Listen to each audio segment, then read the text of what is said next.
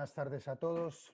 Mi nombre es Óscar Estevez Ojea, soy socio y fundador de la empresa Origen Biomédica y agradeceros a todos los participantes vuestra presencia aquí en este webinar. Muchos de vosotros tendréis seguramente un correo mío de estos días o del Departamento de Marketing invitándoos a participar. A todos aquellos que estáis participando y lo estáis viendo, muchas gracias, y a los que no, recordad que os enviaremos un correo con la grabación, también a los que estáis aquí participando, por supuesto. Bueno, antes de empezar con el webinar voy a ser muy escueto. Quiero hacer dos presentaciones y dos agradecimientos. En primer lugar, al profesor Luca Barni, que está en Italia y desde allí nos habla. Él es fisioterapeuta, profesor universitario en la Universidad de Florencia, en la bellísima Universidad de Florencia, y al mismo tiempo es director científico de la empresa Rivelo, del grupo BTS, que es el fabricante de este sistema maravilloso que es Bio. Y después, por supuesto, el profesor Sergio Lermalara, que es también profesor titular de la Facultad de Ciencias de la Salud en la Universidad de La Salle y especialista en muchas cosas, pero en algunas de ellas son los desórdenes del movimiento y el uso de la tecnología para el tratamiento de este tipo de desórdenes. Y va a ser él el que inicie el webinar. Sergio, adelante. Bueno, pues muchísimas gracias en primer lugar a ti, Óscar, por la amable presentación, y también a Rivelo, ¿no?, por la oportunidad de, de dejarme participar en este taller, en este webinar, contándoos un poquito pues mi experiencia y el uso de esta tecnología con alguno de nuestros pacientes. Como sabéis, la tecnología está entrando en las ciencias sanitarias, a veces en la toma de decisiones acerca del uso, el no uso de la tecnología, qué aporta, qué no aporta. Este tipo de discusiones que yo creo que a los clínicos pues a veces nos genera un poco pues, de conflicto, ¿no?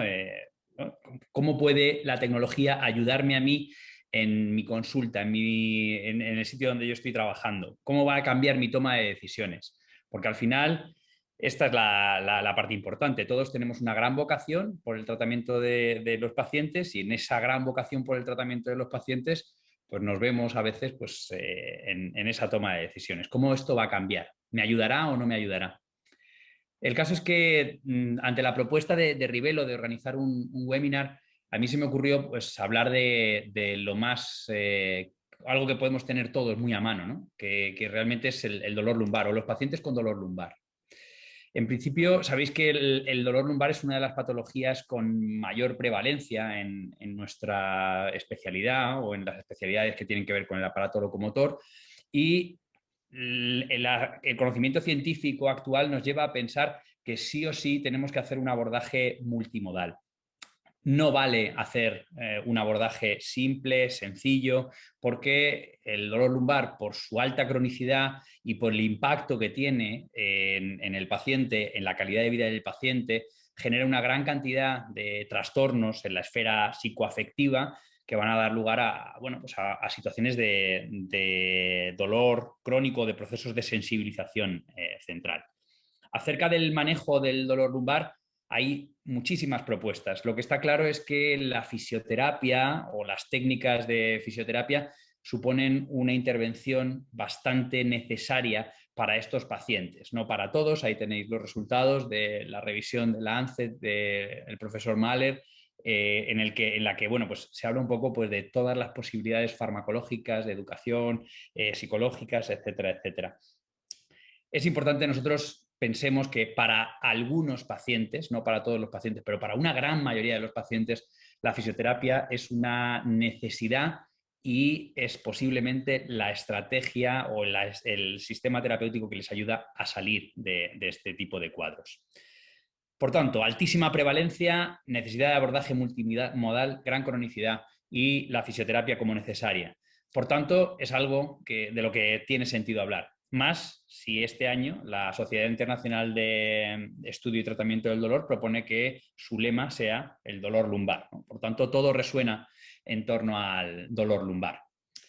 Para entender el dolor lumbar y acercarlo al ámbito clínico, yo os he propuesto o propongo hoy hablar de un paciente. El paciente es un paciente que ha llevado la doctora Mónica Grande, que es una compañera del centro donde yo trabajo, y que, bueno, pues de alguna manera hemos ido monitorizando juntos y hemos ido llevando un poco pues su evolución. Es un varón de 28 años, sin antecedentes médicos reseñables, sin enfermedades crónicas no transmisibles, por tanto, un varón joven, sano, que practica 6 días a la semana actividad física, bien con carrera o actividad en un gimnasio haciendo pesas, que desde hace 2 meses empieza a desarrollar un dolor lumbar de comienzo insidioso, no incapacitante, que le lleva a una situación clínica de más dolor y que se desencadena fundamentalmente al estirar la pierna derecha o tiene más síntomas al estirar la pierna derecha.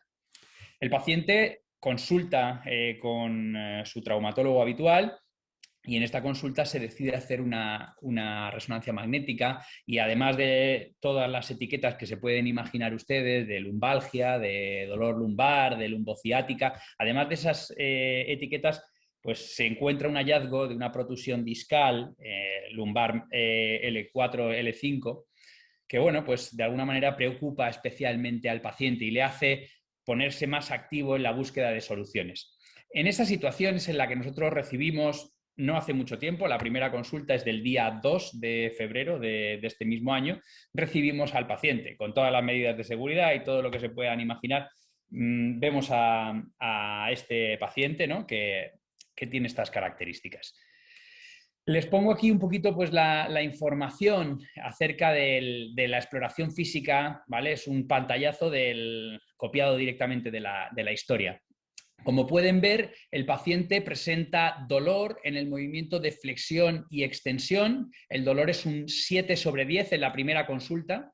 Les destaco que para esta primera medida que pone la que ustedes ven que pone parestesias es el dolor que siente el paciente durante la exploración, ¿vale?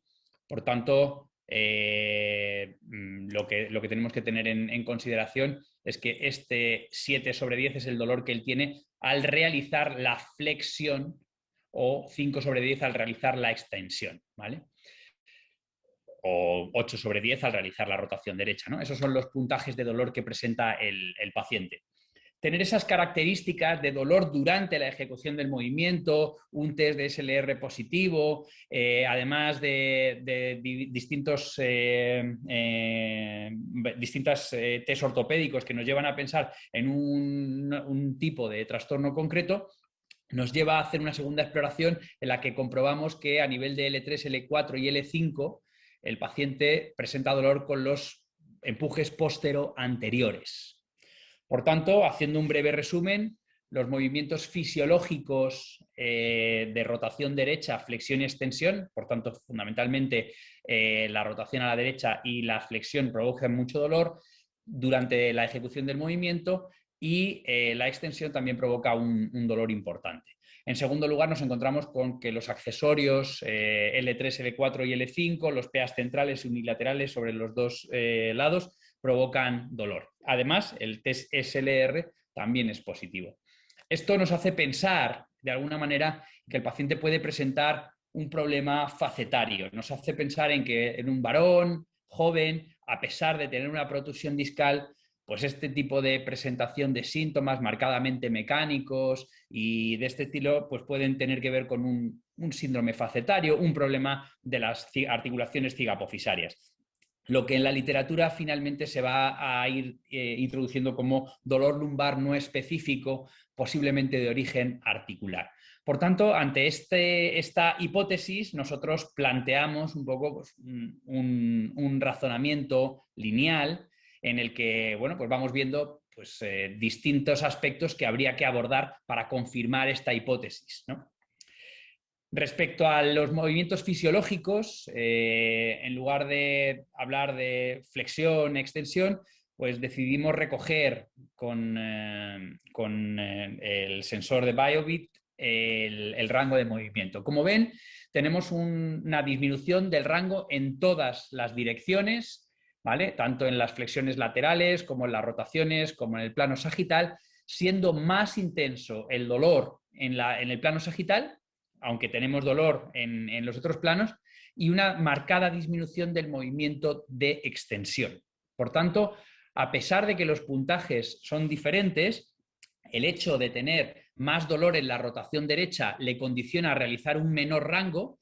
El hecho de tener, aunque no sea un gran dolor, nuestra hipótesis se ve reforzada por esta disminución del movimiento de extensión. Por tanto, de alguna manera conseguimos caracterizar el síndrome o el trastorno del movimiento de nuestro paciente y nos damos cuenta de que una vez caracterizado el trastorno de movimiento del paciente, hay una pérdida global de la movilidad y que esto definitivamente es compatible con un síndrome facetario. Por tanto, pues decidimos hacer un abordaje de su problema.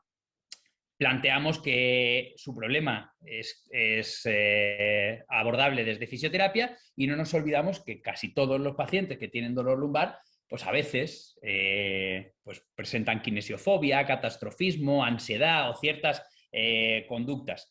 Tomamos registro de todas estas variables y me van a permitir que, aunque sean clínicamente relevantes, no centre el tratamiento, no centre la presentación sobre estas variables. Sí que les propongo que revisen un poco el trabajo de la doctora Mónica Grande, que es la fisioterapeuta de este paciente, en el que, bueno, pues se habla un poco acerca de esa posibilidad de añadir una aproximación bioconductual a los pacientes con dolor lumbar crónico asociado al tratamiento con terapia manual. Yo centraré mi intervención sobre el tratamiento con terapia manual y dentro del tratamiento con terapia manual, pues lo primero sería evaluar o identificar cuáles son los objetivos.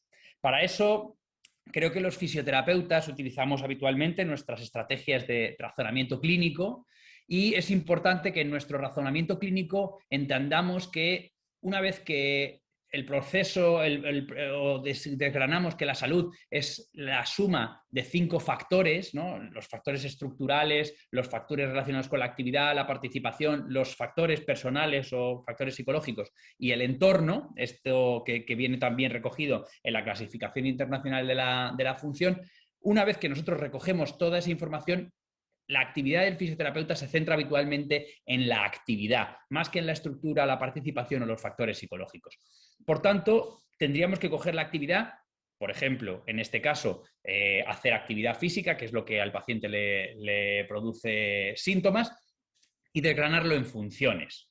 Y para desgranar en funciones tenemos siempre que pensar en cuáles son los componentes de la función. Cualquier función necesita de un mínimo de resistencia cardiopulmonar, de una elasticidad, una fuerza, un control motor, un equilibrio y una estabilidad articular. En el caso que estamos abordando, nuestro paciente, al que vamos a empezar a llamar D, tiene una muy buena resistencia cardiopulmonar y no tiene problemas documentados de inestabilidad articular, atendiendo a los componentes estructurales. Sí que presenta una disminución o un impacto del equilibrio, un trastorno del control motor, un problema de la fuerza y un problema de la movilidad. Por tanto, nuestro sensor o nuestro sistema de medida nos puede ayudar no solo a evaluar la movilidad articular, sino que podemos continuar con la evaluación de la fuerza, por ejemplo, con un test de saltos. La capacidad de salto se ve claramente reducida en el paciente que presenta dolor lumbar. Además de recibir la información objetiva de cuál es la velocidad o cuál es el índice de reactividad, la altura de cada uno de los saltos, los tiempos en cada una de las fases concéntricas o excéntricas del salto y aceleraciones que realiza el paciente, el sistema nos va a ofrecer un rango, una movilidad de la pelvis que puede ayudarnos un poco pues, a entender el problema. Es decir, nos va a dar no solo información de fuerza, sino información del control motor lumbopélvico durante la ejecución del movimiento. Otra variable bastante interesante que suele verse afectada. Además de la información obtenida con el sensor Biobeat, utilizamos un test con Stabilizer para comprobar una cierta insuficiencia de los músculos estabilizadores en los test realizados en camilla.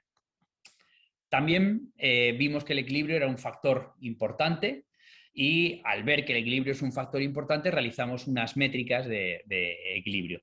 El equilibrio bipodal, ojos abiertos y ojos cerrados, no presenta ningún impacto, sin embargo el equilibrio monopodal con ojos cerrados presenta un enorme impacto para este paciente, presentando una elipse, una oscilación de su centro de gravedad que le lleva a tener un riesgo de caídas elevado. Durante este movimiento vemos que el paciente mantiene la pelvis pues con muy poquita movilidad. Eso hace que el paciente no tenga estrategias de cadera y posiblemente no sea capaz de establecer buenas estrategias de cadera, buenos movimientos para estabilizarse en apoyo monopodal. Les hago un pequeño recuerdo acerca de los sistemas de estabilización. En bipodal es más fácil que nosotros encontremos estrategias de tobillo. En equilibrio monopodálico, sobre todo con ojos cerrados, las estrategias habituales son estrategias de cadera, de forma que si el paciente no puede utilizar la flexoextensión de cadera por su dolor o por el trastorno de control motor, lo que va a tener es un gran riesgo de caída. Por tanto, eso es lo que documentamos en nuestro paciente, que hay un problema de fuerza, un problema de equilibrio, un problema de control motor, gracias a nuestro test con BioBit. Esto nos lleva no más de 5 minutos y nos ofrece una información muy importante para hacer la planificación terapéutica. Cuando hacemos el diagnóstico nos damos cuenta de que tenemos un problema de la movilidad, pero que además tenemos una alteración del control motor, tenemos una alteración de la fuerza y una alteración del equilibrio. Eso nos ayuda, los variables objetivas nos ayudan a establecer unos objetivos a corto plazo, que son aliviar el dolor, mejorar el rango y disminuir el riesgo de caída de nuestro paciente. Para cada uno de estos problemas nosotros tenemos ciertas estrategias. Para el tratamiento del dolor empleamos, en el caso de D, educación y terapia manual ortopédica con movilizaciones accesorias y realizamos también movilización con movimiento. Para mejorar el ROM hicimos terapia manual ortopédica y ejercicio terapéutico, y para el riesgo de caída, ejercicio terapéutico. Otros objetivos, como mejorar el control motor o aumentar la fuerza, se podían beneficiar de ejercicio terapéutico, pero sabemos que estos objetivos requieren algo más de plazo que las 5 sesiones que les presentamos ahora mismo. Respecto a los beneficios registrados en la literatura, con las propuestas de tratamiento que nosotros hemos hecho, pues parece que la terapia manual, terapia manipulativa o la terapia de movilización articular puede tener unos efectos favorables en el control del dolor y la discapacidad en el corto plazo, no tanto así en el largo plazo, pero nosotros, como queremos presentar los resultados más o menos a un mes sobre el dolor y la función, pues, y queremos tratar a nuestro paciente pronto para que no haya gran cronificación, atendiendo a la evidencia, pues pensamos que el uso de terapia manual está más que soportado. Respecto a la intervención con ejercicio terapéutico, saben ustedes que, bueno, pues esa es posiblemente una de las estrategias más eficaces en el tratamiento. Sí que hay cierta controversia acerca de cuál es el mejor tipo de entrenamiento. Les ofrezco este trabajo de Owen y colaboradores del año 2020, en el que se hace una revisión con un metaanálisis tipo red neural, que es bastante novedoso y muy potente, en el que los tipos de ejercicio están en los extremos de la bola o del triángulo, y cuanta más evidencia y más eficacia, pues mayor tamaño nos encontramos. Parece ser que los ejercicios de estabilización respecto a otras propuestas son muy interesantes, al igual que son muy interesantes las intervenciones multimodales que te hacen, pues, especial hincapié sobre la fuerza, tanto en el dolor como en la función. Cuando hablamos de la salud mental o la fuerza, hay otro tipo de resultados. Por tanto, hacemos una propuesta de tratamiento con ejercicio con un programa de estabilización y con un programa de entrenamiento multimodal de la fuerza, un programa que incluye sentadillas, que incluye saltos, que incluye algo de trabajo de extremidad superior contra resistencia, ¿no? Un programa que desarrollamos, pues eso, pues con la ayuda de un rack, de unos cuantos TRX, peso y después una parte de ejercicio más analítico. Acerca de los efectos, ¿no?, sobre la función de este tipo de intervenciones, tienen muchísima literatura, ¿no? A favor de esto, en el control del dolor y la discapacidad, y además parece que combinar este tipo de acciones con educación en neurofisiología del dolor parece ser una estrategia bastante sólida. Como pueden ver, casi todos los metaanálisis utilizados en esta presentación nos llevan a pensar en prácticas de enorme soporte en la evidencia, ¿no? Por tanto, esas prácticas con gran soporte en la evidencia nos ayudan, de alguna manera, a estar seguros en nuestra práctica clínica. Les voy a presentar los resultados rápidamente tras 5 sesiones. Nuestro paciente presenta una disminución muy llamativa del dolor y un aumento del rango de movilidad en extensión, ha ganado 10 grados, y en rotación derecha. También ha ganado en rotación izquierda, pero recuerden que la dolorosa era la rotación derecha. El dolor en flexión ha desaparecido durante la ejecución y apareciendo un dolor solo al final del rango, tanto en flexión como en extensión, como al final de la rotación.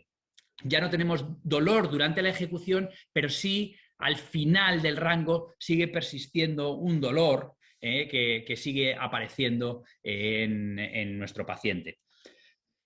Por otro lado, o sea, si comparamos la fuerza, tenemos, o sea, el rango de movilidad. En este ejemplo o en las comparativas de Biobit en porcentaje, podemos ver cuáles han sido las mejoras en los distintos planos o cómo poco a poco nos vamos acercando al movimiento normal representado en este hexágono con la banda gris, ¿no? Vamos viendo cómo poco a poco nos vamos acercando hacia la normalidad en todas las direcciones. Por tanto, la intervención con terapia manual, movilización con movimiento y educación parece haber surtido un buen efecto en el manejo del dolor y en ese primer objetivo que era mejorar el rango de movilidad. Respecto a la intervención de la fuerza en la evaluación post, nos damos cuenta de que no hemos tenido unas mejoras claras. Sí que es cierto que apreciamos una mejora en el control, una discreta mejora en el control motor de la pelvis, pero prácticamente no encontramos cambios en la fuerza. Sería estúpido pensar que en tan solo 5 sesiones íbamos a tener mejoras en la fuerza, ¿no? Sería demasiado osado por nuestra parte. Por tanto, lo que tenemos es una mejora del rango y documentamos que tenemos que seguir trabajando la fuerza, ¿no? Si tenemos aquí la comparativa, prácticamente pues tenemos casi deterioro en algunas variables. Los deterioros no son clínicamente relevantes, son pequeñas pérdidas. Lo que sí que vemos es una enorme mejora en el control motor y una enorme mejora en el riesgo de caída. El entrenamiento realizado, la terapia manual, la educación hace caída muy bajo. Esto es algo que es muy funcional y que lleva al paciente una sensación de control de su vida extraordinaria, haciendo que los puntajes de kinesiofobia, catastrofismo, ansiedad y demás variables psicosociales se reduzcan de forma clínicamente significativa. Además, si evaluamos el control motor lumbar dinámico durante la ejecución de distintas tareas, vamos viendo cómo el paciente poco a poco va teniendo cierto rendimiento durante la realización de saltos, ¿no? Pelvis muy inestable en el cuadro rojo, que es el previo, y una pelvis mucho más estable, más centrada en el segundo tipo de salto. Es decir, no tenemos rendimiento en la fuerza, pero el tratamiento de control motor sí que va haciendo poco a poco que tengamos un mejor control motor durante las actividades dinámicas y un mayor control de la pelvis. A modo de conclusión, pues nuestro paciente, después de 5 sesiones, él continúa con su tratamiento, pero después de 5 sesiones ha mejorado el ROM, el control motor y el equilibrio. Por tanto, hemos cumplido los objetivos, hemos hecho posible la evidencia de que esos objetivos se están cumpliendo y que vamos en dirección correcta. La práctica de la fisioterapia basada en la evidencia no solo ofrece unos resultados buenos a largo plazo, sino que además ofrece unos resultados clínicos rápidos en el corto plazo. Y este tipo de sistemas nos pueden ayudar, nos pueden ser de ayuda a la hora de trazar un plan terapéutico realista y basado en pruebas, evitando planes terapéuticos poco precisos en los que se abordan cosas sobre test un poco más subjetivos. La última conclusión es que el sensor del que estamos hablando hoy, el sensor de Biobit, un sensor pequeñito que cabe en una mano, es fácil de usar es preciso y sobre todo está construido por y para la clínica. Por tanto, es uno de estos gadgets que creo que en fisioterapia moderna pues debería de estar en casi todas las consultas. Así que nada, muchísimas gracias. Ahora abrimos, si queréis, un tiempo para las preguntas. El mejor sistema, el más rápido, es que vayáis haciendo las preguntas por el chat, ¿no? Y las vamos recogiendo y vamos haciendo y vamos dando resolución. Muchísimas gracias a todos. Bueno, Sergio, pues muchas gracias a ti por esta maravillosa presentación de la que pues, yo he aprendido mucho y espero que todos los participantes también hayan aprendido y haya sido beneficioso para ellos. Estamos esperando a ver si hay alguna cuestión, alguna pregunta.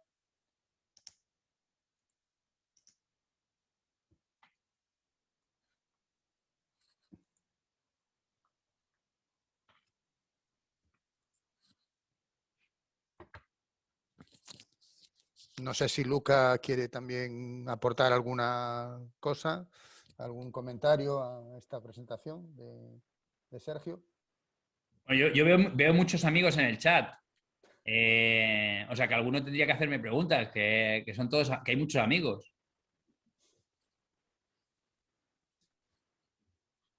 Luca, si quieres.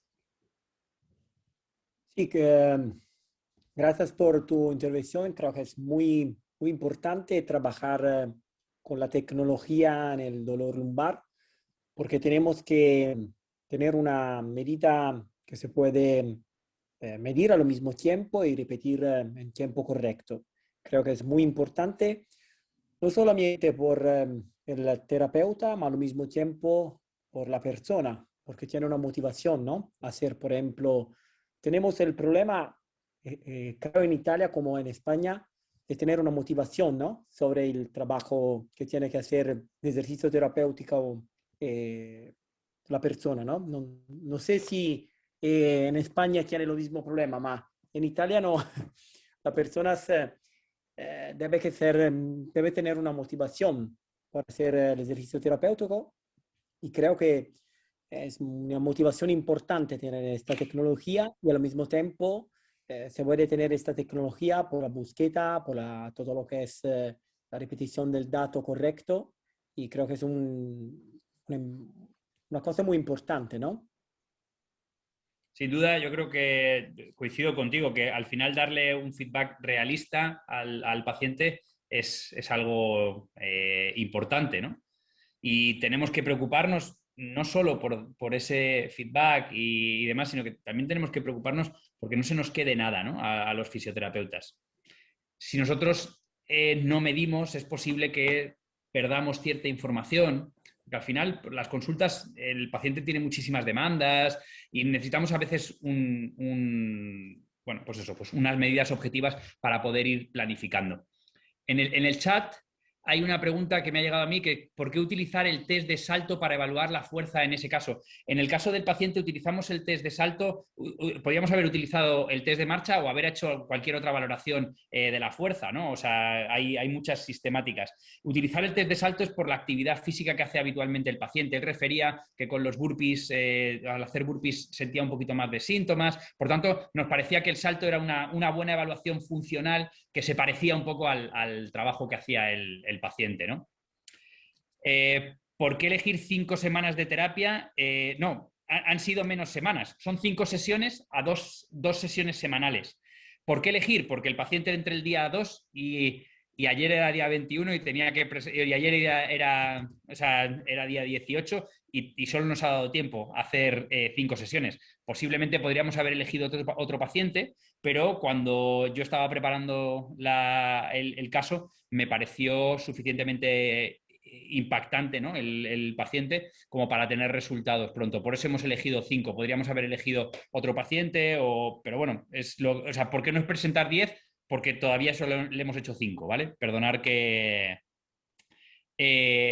¿Cómo abordamos los...? Sí, respecto a las banderas amarillas, se hizo un abordaje con exposición motora graduada y con educación específica para el dolor, ¿no? La doctora Grande es una gran especialista, su tesis doctoral versa sobre eso y les recomiendo que lean un poco pues, el trabajo que les he planteado. Sí que es cierto que se escapaba un poco del scope de la presentación de hoy, hablar del abordaje de los problemas psicosociales del paciente, por eso no he entrado. Pero vamos, fundamentalmente, educación en neurofisiología del dolor y, en segundo lugar, un trabajo con exposición motora graduada para este paciente. Sergio, Tenemos por aquí... Sí, dime. Sí. No sé si la estás leyendo tú. Hay otra pregunta de Tarrío Pérez. Héctor, sí.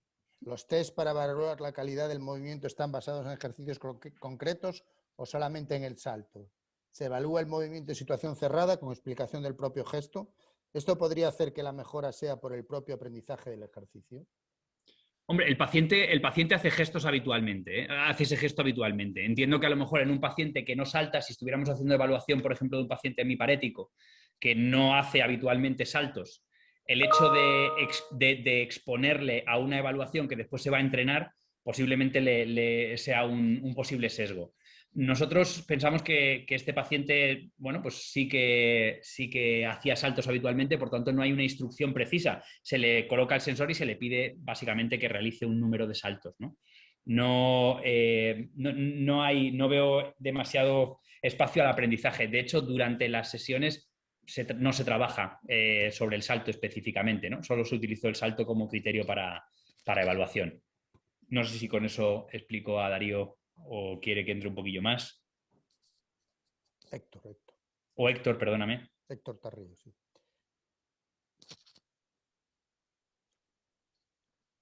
Bueno, no sé si hay más preguntas a través del chat. Oscar, we have another question in the picture. Sí, pero la primera ya la había respondido. ¿Por qué se utiliza el test de salto para evaluar la fuerza muscular en este caso? Hay otra, espera un momento. Tengo otra aquí. Ay, a ver.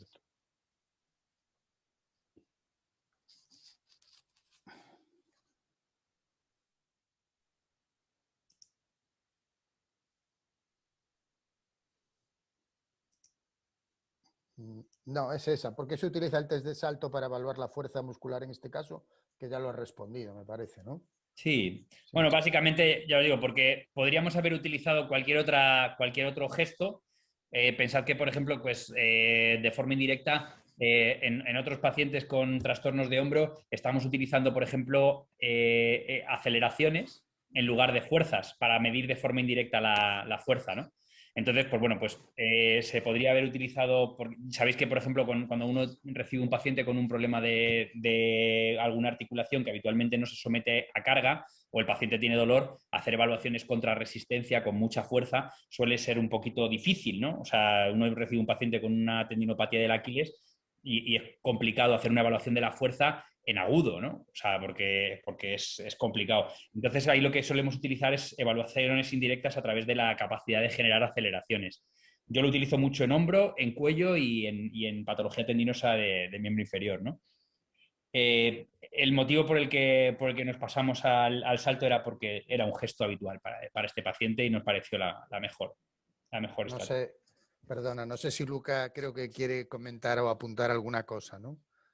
Porque tenemos el pensamiento que la fuerza es solamente, por ejemplo, un salto o a la fuerza al mismo tiempo, o puede ser, por ejemplo, tener un test de equilibrio al mismo tiempo del paso, porque la fuerza, una cosa que puede ser al mismo tiempo evaluada con el camino y al mismo tiempo con el equilibrio, ¿no? Porque tenemos que la fuerza es solo una cosa que se puede añadir o tener un test en el sport, ¿no? A las personas que tienen trastornos, tienes que evaluar la fuerza, el equilibrio o el camino. Depende del target que tiene las personas. Así Sí, es. correcto. Mira, Héctor Tarrío responde, sí, perfecto, entendido. Y si esta persona no estuviera acostumbrada al salto, como ya comentaste tú, ¿cómo utilizaríamos el dispositivo como evaluación inicial y final? Por ejemplo, por tener otros supuestos, ¿no? Claro, yo creo que muchas veces, por ejemplo, a mí me parece que son muy útiles los test de Joint Position Error para evaluar la capacidad propioceptiva, que no hemos hablado aquí, pero es una estrategia muy, muy, muy interesante. A ver, yo os soy sincero, lo que he hecho es plantearos lo que hemos hecho en clínica, ¿no? O sea, hay un test que es maravilloso, que hubiera sido fenomenal, pero es que en el momento en el que vimos al paciente decidimos que no lo íbamos a hacer, ¿no? Pero el Joint Position Error es un test estupendo para valorar la capacidad propioceptiva, que en sujetos con dolor se ven normalmente muy mermada. Otra posibilidad sería, por ejemplo, hacer estimaciones indirectas con marcha. Lo que pasa es que, claro, si hacemos un seminario de Rivelo y yo vuelvo a hablar de la marcha, me vais a llamar pesado, porque siempre hablo de marcha, ¿no? Entonces, por supuesto que en este paciente hicimos un estudio de marcha, porque al final para mí es una variable muy, muy importante. Test de sentadilla junto con el test de equilibrio, o sea, el test de monopodal. Se podría hacer un test de sentadilla, bipodal o monopodal, que normalmente da muchísima información acerca del control motor de la extremidad inferior y de la columna lumbopélvica. O sea, hay muchas estrategias y lo que nos va a ofrecer el sistema o lo que nos ofrece la tecnología básicamente es la capacidad de tener medida. O sea, si el paciente es más eficiente porque hace mejores aceleraciones, si el paciente es más funcional porque llega más lejos, va más rápido. Porque si no, muchas veces en clínica el gran problema que tenemos es que la única variable que utilizamos es subjetiva y es una variable muy engañosa, ¿no? Que es el dolor. O sea, que al final, ¿qué tal estás? ¿Estoy mejor? ¿Estoy peor? Es demasiado subjetiva y complicada, ¿no? Para establecer objetivos. Por tanto, ¿hay que monitorizar el dolor? Por supuesto. O sea, por supuesto, es un must, ¿no? En cualquier práctica clínica. Y hay que darle importancia. Pero yo creo que para poder hacer más funcionales a nuestros pacientes tenemos que tener variables y métricas objetivas.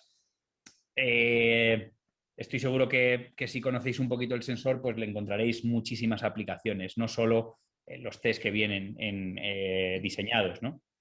Porque al final el sensor viene con un número de pruebas que tienen pues, unos rangos de normalidad y que son bien conocidas y que tienen ciertas aplicaciones, pero los test te permiten hacer práctica, o sea, el sensor te permite hacer prácticamente cualquier medida, ¿no? O sea, que lo puedes colocar pegado con un adhesivo y hacer medidas libres y tomar los registros que tú quieras, ¿no? Muy bien, Sergio. Sergio, mira, hay otra pregunta aquí. Rocío Pérez. ¿Por qué eligió 5 semanas de terapia? Creo que se refería a 5 sesiones, ¿no? Que es lo que hicisteis. ¿Es lo mínimo que se debe esperar? Bueno, nosotros nos planteamos que el dolor sí que planteamos el dolor como un objetivo a corto plazo. Por tanto, lo que presentamos es eso, pero el tema de utilizar 5 sesiones, o sea, el tema de presentar 5 sesiones tiene que ver un poco con que la última sesión la hizo ayer y no hemos hecho más. O sea, empezamos el día 2 con este paciente, está en tratamiento y no puedo presentaros 10 porque no ha hecho 10, solo ha hecho 5, ¿no? Yo sí que me planteo a lo mejor el seguimiento y posiblemente me planteo la ausencia de dolor de aquí a 2 semanas, es decir, movimiento libre de dolor, y en torno a las 6 semanas del inicio de la intervención, más o menos, en torno a las 6 semanas, espero tener rendimiento en la fuerza. Espero tener rendimiento más allá en otras variables.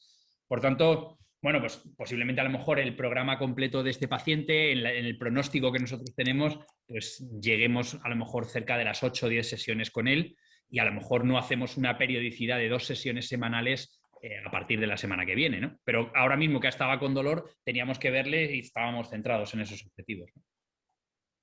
Muy bien, Sergio, gracias. Aquí hay otra pregunta de Ana Gil que dice, ¿podría utilizarse el sensor para hacer mediciones en objetos externos, como las aceleraciones o movimientos en una barra?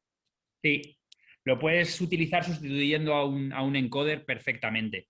Yo creo que es una estrategia a veces un poquito interesante. Vamos, lejos de decir que los encoders no son buenas métricas, el sensor lo que tiene es que te puede medir en los 3 planos del espacio, mientras que los encoders solo te sacan aceleraciones lineales. Por tanto, pueden ser herramientas bastante interesantes para tomar aceleraciones o para hacer medidas de una pesa, un kettlebell, un elemento. Pero hay que fijarlo bien para que no salga volando, que el aparato no se nos dispare y se nos rompa. ¿vale? O sea que hay que tener cuidado cuando lo pones en un elemento para que no salga volando. Pero bien fijo al sistema es una buena herramienta, se puede utilizar. Sergio, una cuestión que te voy a hacer yo, un poco como profano, pero que creo que es algo que citasteis antes y a mí me parece muy apasionante, siempre me ha gustado, que es el tema de la propiocepción. Con el propio, simplemente con los test que tú evalúas, principio y final, y si además añades alguno de los ejercicios, que no concretamente en este caso, pero que sí que en la posibilidad de evaluar otros segmentos, otras del cuerpo, el propio ejercicio y ese biofeedback ayuda a trabajar la propiocepción, que también, ¿no?, implica un feedback muy positivo para el paciente. En el proceso de reeducación sensoperceptiva motriz, ¿no?, en la propiocepción, ¿no?, al final tenemos que sentir, tenemos que ejecutar, o sea, percibir, y después tenemos que ejecutar, ¿no? Y todo esto tiene que ir a la vez. Cuando la propiocepción es una habilidad no consciente del sujeto. O sea, nosotros no tenemos buena propiocepción de forma consciente. Lo que pasa es que en la estrategia de rehabilitación fundamental de la propiocepción pasa por tener impacto consciente del movimiento, y una vez que tenemos impacto consciente del movimiento, repetirlo con motivación suficiente como para que se integre y se automatice. Por tanto, ¿qué te ofrece? Lo primero que te ofrece un dispositivo de este estilo con un test sencillo es la posibilidad de saber en qué dirección y cómo y cuándo falla el paciente. En segundo lugar, darle un biofeedback muy potente, y en tercer lugar, hacer una estrategia de rehabilitación orientada a ese objetivo. Yo creo que en esos procesos es bastante interesante utilizar la tecnología. Hay otras tecnologías que también pueden ser de muchísima utilidad. Por ejemplo, los tiempos de latencia en electromiografía parecen también ser estrategias muy buenas, ¿no?, en el entrenamiento de la propiocepción. Lo que pasa es que, bueno, pues sí que es un poquito... No son pruebas, o sea, aunque son muy válidas, en entornos clínicos son un poquito más complejas de desarrollar, ¿no? O sea, esa es la típica historia que cuando uno la presenta con clínicos, te dicen, claro, es que tú tienes mucho tiempo con cada paciente, ¿no? Porque es verdad, claro, yo tengo tiempo con cada paciente y entonces me puedo permitir hacer cálculos con electromiografía, tomar decisiones. Pero esto es inmediato, ¿no? O sea, esto es en tiempo real, te estoy dando feedback de tu movimiento, te puedo hacer correcciones, tú mismo puedes hacerte correcciones, ¿no? Entonces es muy potente. Todo redunda en el beneficio del paciente, pero quizás con BioBit es mucho más inmediato, como dices tú, ¿no?, Sí. más funcional en ese caso. Bueno, no sé si tenemos alguna cuestión más, creo que no. No sé si Luca quiere aportar alguna cosa, algún comentario interesante. No, me parece todo perfecto y creo lo mismo, que la fuerza sin control no es una buen trabajo por las personas, porque puede tener un trastorno musculoesquelético porque tiene fuerza, pero no tiene control en él. Muy bien. Bueno, yo no sé, no hay más cuestiones. Yo creo que, si os parece bien, damos por terminado el webinar. Agradeceros, Luca, Sergio, Luca, esta conexión florentino-madrileña, bueno, el estar aquí con nosotros, el darnos esto biofeedback tan bueno que nos estáis dando de BioBit, y a todos los participantes, ya sabéis dónde estamos. Intentaremos repetir más webinars todos los meses para daros una aproximación muy científica y clínica a lo que significa BioBit. Y bueno, ya sabéis dónde estamos. Si tenéis alguna cuestión, tenéis mi correo electrónico y yo lo puedo transmitir a estos dos cracks que tengo aquí, que son Luca y Sergio. Muchas gracias a todos y buenas tardes. Gracias. Hasta luego. Muchas gracias a todos. Hasta luego. Chao. Chao, Chao, chao. Luca.